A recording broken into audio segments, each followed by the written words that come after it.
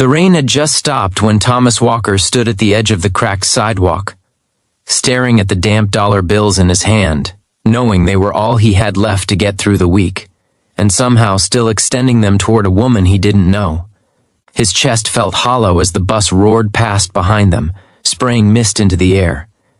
He thought of the empty fridge back home, of his son's sneakers with the peeling soles, of the electric bill taped to the fridge door with a magnet shaped like a baseball. And still, he let the money go. In that quiet, ordinary moment, life asked him a question without words. What would you do if the last thing you owned could help someone else survive the night? Would you protect yourself, or would you risk everything on kindness? Thomas was 36 and already felt twice that age. Since his wife passed 3 years earlier after a sudden illness, the world had become a narrow tunnel of responsibility and exhaustion. He worked nights cleaning offices in downtown Columbus, Ohio, and days were spent caring for his 8-year-old son, Jacob, whose laughter was the only thing that still made Thomas feel human. The job barely paid enough, and every month was a careful balancing act between rent, food, and utilities. There was no family left to lean on, no savings account waiting to catch him if he fell. Faith was the only habit he hadn't lost, though even that had grown quieter, like a candle flickering in a drafty room. That evening, after dropping Jacob off at a neighbor's apartment for an hour, Thomas had walked to the convenience store to break his last $20 bill, hoping to stretch it into gas money and a loaf of bread. Outside, near the bus stop, he noticed the woman standing alone, her shoulders shaking as she stared down the road. She looked clean but worn, like someone whose life had recently slipped sideways. When she asked him if he could spare anything for a bus ticket, Thomas felt the familiar tightening in his chest, the instinct to apologize and walk away. He had done that before, many times, but something in her eyes stopped him, a mix of embarrassment and desperation that felt too close to his own reflection. He gave her the $18 left after buying milk, watching her hands tremble as she took it. He walked away before doubt could talk him out of it, whispering a prayer he wasn't sure anyone still heard. That night, Thomas lay awake on the couch so Jacob could have the bed, listening to the hum of the refrigerator and the ticking clock on the wall. Regret crept in slowly, like cold seeping through thin walls. He wondered if he had just made a reckless mistake, if kindness was a luxury meant for people with fuller pockets. What if Jacob needed medicine? What if the car didn't start? He pressed his palms together and asked God, not for money, but for reassurance that he hadn't failed his son by trying to help someone else. Morning arrived with a pale sun and the sound of engines outside. At first, Thomas thought it was construction, or maybe a neighbor having car trouble. Then the noise grew louder, heavier, unmistakable.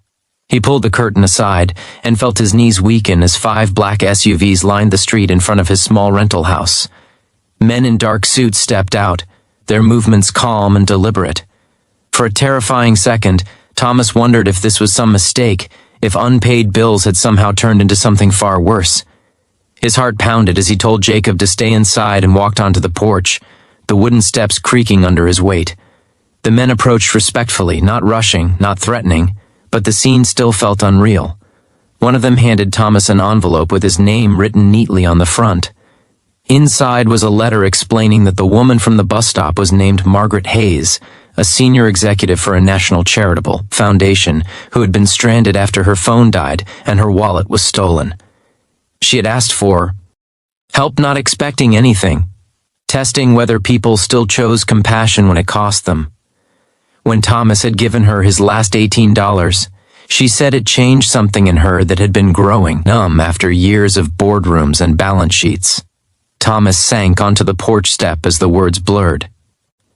The letter explained that Margaret had asked her team to find him, not to reward him for a test he didn't know he was taking, but because she believed that a man willing to sacrifice for a stranger while carrying so much of his own pain deserved support, not charity, but partnership.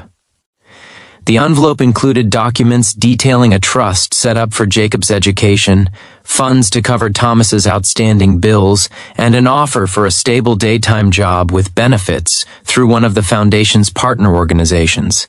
Tears came then, heavy and unstoppable, not from relief alone but from the sudden release of years of fear and self-doubt. Thomas had spent so long feeling invisible, convinced that doing the right thing quietly led nowhere. Standing there, surrounded by strangers who knew his name and his struggle, he realized that goodness had seen him, even when the world hadn't. He thought of the countless times he had almost chosen himself over compassion and how close he had come to walking away the night before. Life didn't magically become perfect after that morning. Grief didn't disappear. Bills still arrived. Jacob still missed his mother in ways that made his voice small and his eyes sad. But something fundamental had shifted. Thomas took the job, worked hard, and slowly built a routine that allowed him to tuck his son into bed every night instead of leaving for work in the dark. The trust fund sat quietly in the background, not a lottery win but a promise that Jacob's future would be wider than Thomas's had been. Months later, Thomas often thought about how close he had come to choosing fear over faith. He wondered how many moments like that passed people by. Every day, unnoticed, unchosen. He didn't believe kindness guaranteed reward, and he never told Jacob the story as a lesson about money. He told it as a lesson about character, about who you are when no one is watching and when you have nothing to gain. Sometimes when the house was quiet, Thomas would sit at the kitchen table and imagine the version of himself who kept the $18. That man would still be alive, still loving his son, but maybe a little smaller inside, a little more closed off to the world. The thought humbled him. Kindness hadn't just changed his circumstances, it had preserved the part of him that still believed in grace. Before the story ends, take a moment and ask yourself in the comments, if you were standing at that bus stop with only $18 left, what choice would you have made? If this story moved you, if it reminded you of the quiet power of compassion and second chances, please like, comment, share, and subscribe so more hearts can be touched by stories like this.